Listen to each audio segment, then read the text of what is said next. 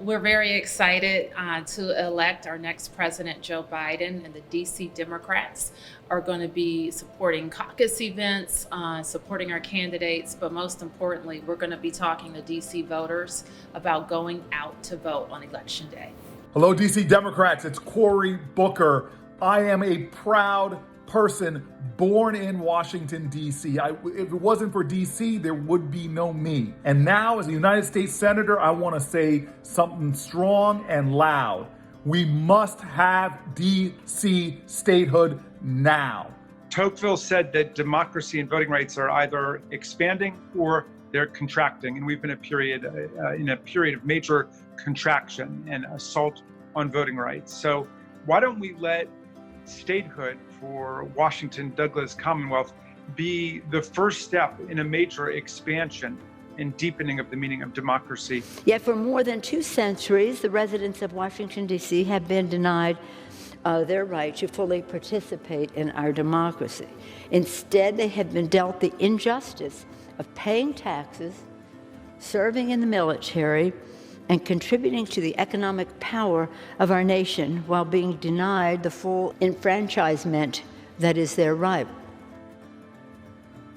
I'm Susan Rice, a DC native and a longtime resident of the District of Columbia. And statehood means to me that we'll no longer have taxation without representation.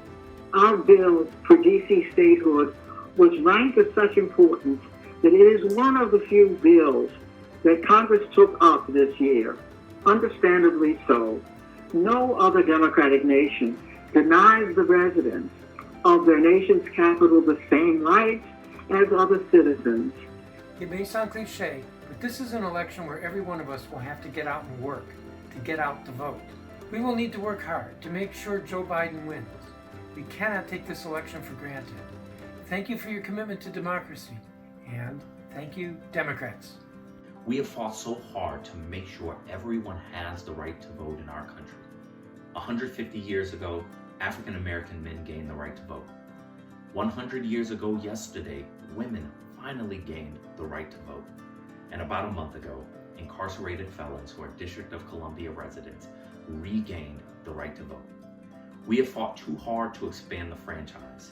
So vote blue down the ballot, Joe Biden for president, our first Black, first woman Vice President Kamala Harris, and me, your Democratic nominee, Robert White. Let's go vote. This is a fun week, but the real work begins after Thursday. But we really have it. DC has a special place in this whole election because not only is Joe Biden and Kamala Harris on the ballot, but DC statehood is on the ballot. If we win and we win big, we can take a giant step forward as a city. DC Democrats, on November the 3rd, go out and vote. Vote to change the future of America by electing Joe Biden, our next president, and Kamala Harris, our vice president. Now is our time to shift the focus in our country, to focus on people, focus on our comeback from COVID, and to deal with the racial policies that have made so many people not be able to realize the promise of America.